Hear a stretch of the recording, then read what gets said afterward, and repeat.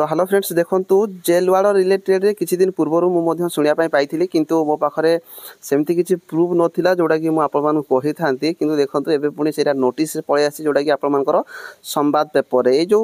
Notice रही देखो ये आपर 600 वैकेंसी रिलेटेड कह जाए जोड़ा कि आप जानते जे जेल वार्ड रे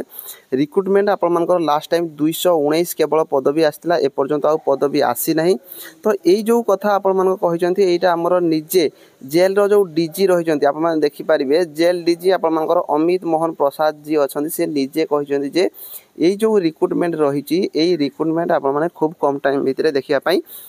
पाइबे। तो देखो आपर जो वैकेंसी केते कौन रही से रिलेटेड जब मुझे कहि देखो रिक्रुटमेंट आप जानते पाखापाखि 2 ईयर रु अधिक हो गला आपर रिक्रुटमेंट एपर्यंत आसी ना। लास्ट टाइम आपर 219 टी पदवी आसीला। तो देखो ये जो आर्टिकल रही आपर संवाद पेपर आपर आसी आर्टिकल जब आप देखा चाहिए मुझे डिस्क्रिप्शन में लिंक अच्छी आप टेलीग्राम जाकि जॉइन हो पारे टेलीग्राम यहाँ पड़ी आपने निजे पढ़ी पारे किंतु मुझे पूर्व आपको कहीदेवी जो थे यहाँ देखूँ आपर जेल वार्डर जो पदवी रही है यहाँ साधारणतः 12th पास जब रही है आपने जानते। तो ये आप देखिपारे जो 26 तारीख पेपर आपर आज पेपर ही आपटा रही जो थी कहुई जे जेल रे तृणमूल स्तर में सुरक्षा दायित्व वार्डर हाथ में किंतु राज्यर समस्त जेल रे आवश्यक संख्यक वार्डर अभाव रही। राज्य में 600 रु अधिक वार्डर पदवी खाली पड़ी 2 वर्ष है नियुक्ति बंद थिबारु जेल सुरक्षा बाधा प्राप्त होउछि परिलिखित होउछि जे देखो आम जो जेल जोरा रही कौटी केते कौन सब वैकेंसी रही से रिलेटेड रे आपण मन कहै ओडिशा रे टोटाल आप जानिथिबे 87 जेल रही जो थे कि आपण माने देखंतु एइथिपाई आपण मानकर 2100 जेलर रहिबा कथा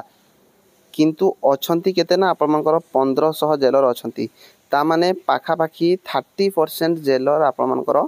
कौन अच्छा ना कम अच्छा ताने भावतु आपर 30% जेलर जदि कम रही जेल वार्डर फिर भी आपर ड्यूटी होउची। तो देखो जोटा कि आपर 600 वैकेंसी खाली पड़ा कथा कहुई सहित ये आपर जोटा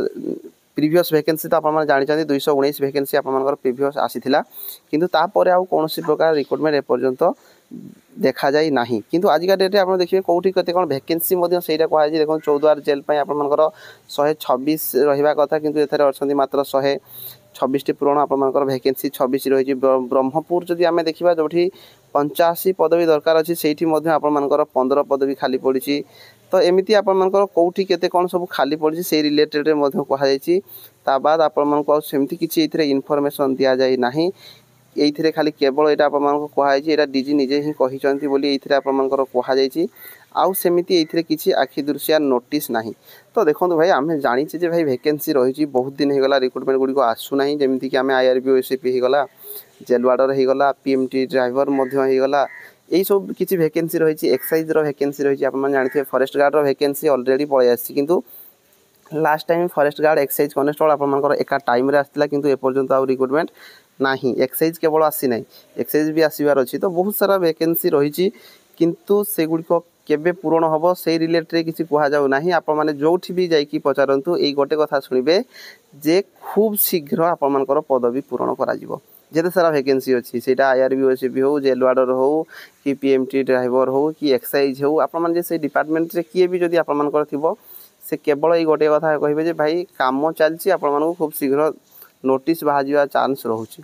तो से आम हाथ में किसी नहीं आप केवल प्रिपेरेसन करूँ पढ़ापढ़ी जारी रखुँ कहीं सबू गुड़िक जो एग्जाम रही जिते सारा एग्जाम रोचे सबू एग्जाम फास्ट आपर रिटन एग्जाम होगा यहीटा आप ध्यान रखुँ जे फास्ट जेहेतु रिटन एग्जाम होची तो आपण मानक पे गोटे बहुत बड़ सुविधा जे भाई जो एग्जाम भी आसु प्रथम आप रिटन एग्जाम देबे। तो से पढ़ापढ़ी उपर फोकस रखुँ सबू ये जो प्रीवियस जदि आप यार क्वेश्चन गुड़िक आप देखिपारे प्रीवियस कौ टाइप सब क्वेश्चन आसाला से गुड़िक आप क्लीयर करेंगे आ जेल वार्ड रिलेटेड